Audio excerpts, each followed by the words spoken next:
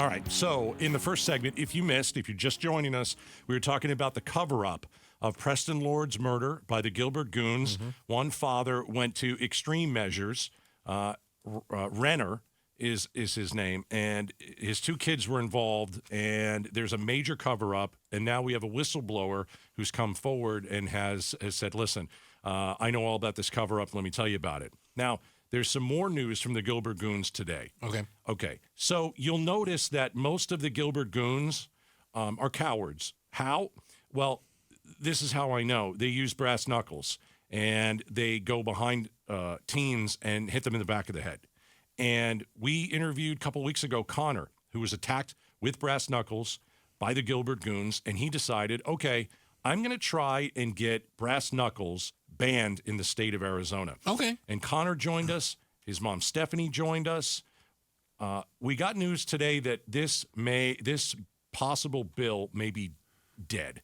Oh. So let's bring Stephanie on first, the mom of Connor, and then we're going to talk to Connor on the KTAR. Stephanie, how are you today? Hi, Mom. I've had better days. Yes. Feeling a bit disappointed and disgusted based on that. What were you told? What were you told, that this bill is dead? Your son has fought so hard for this, and then you get a phone call that this isn't gonna go through, and you've got to be furious as a mom. But also tell us why this bill didn't go through. Well, Senator Kavanaugh called Connor this morning and explained that they had what is called a majority of the majority vote in the Senate. So because the Republicans hold the majority with 16 Republican senators, they did like this pre-vote, which isn't even officially recorded. Okay. And they did not have the support of at least 9 Republican senators. So because of that, they are effectively killing the bill, and it will not go to a full vote on the floor of the Senate. Why? It seems that some outside lobbyist groups and those that are concerned with Second Amendment rights have got involved and are threatening to pull support or actively campaign against any Republicans who will support the bill. So the Second Amendment. So how did they bring the Second Amendment, or how did he explain and equate the Second Amendment to brass knuckles? Second Amendment. It's the whole slippery slope discussion. Oh. Well, if you ban brass knuckles, it's going to lead to banning knives and banning guns. We are a pro-Second Amendment family. We are responsible gun owners. We believe that people should be able to defend themselves. But brass knuckles have no other purpose. They're not used in hunting. No. They're not used for any other purpose except for to inflict extra harm on people when fighting. And we don't see it as a Second Amendment issue. Stephanie is joining us. She's the mom of Connor, who we'll talk to in a second. Connor was attacked with brass knuckles by the Goons, tried to get brass knuckles banned. Looks like Republicans have said, no, we're not interested in that. You sound very emotional. What would this have meant to you? Your son really fought for this. I am upset.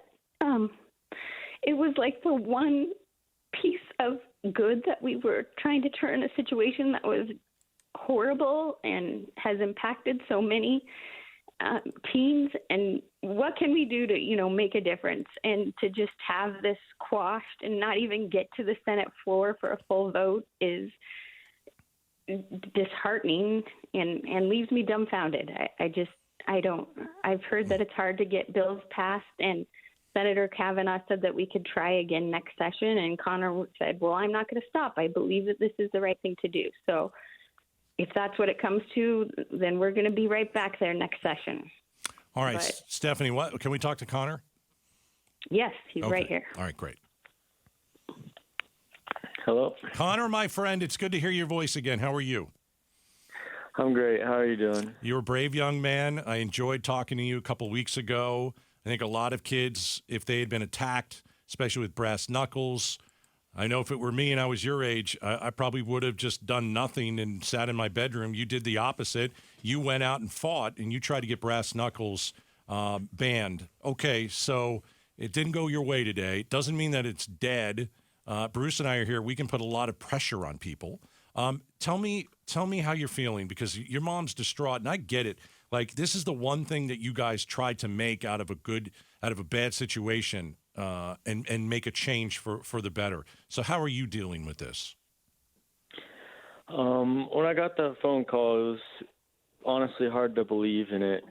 It had me really almost emotional because this is the thing I've been fighting for the last few months, and the amount of time, emotion, and effort I've been putting into this. It's really disheartening to see that a bill can just be killed due to a majority vote. That's not even it's not even a full vote on the Senate floor. Right, not even an official vote, right. Sounds like money stopped them from, or donations, right? Stopped them from even going through with maybe we'll vote for Did this. Senator Kavanaugh, along the way, did he tell you he thought this had a good chance? Was he cautious along the way? What was, because I know he called you this morning. I think that's a stand-up move to say, listen, this isn't going to move forward, but kind of what were you getting up until then?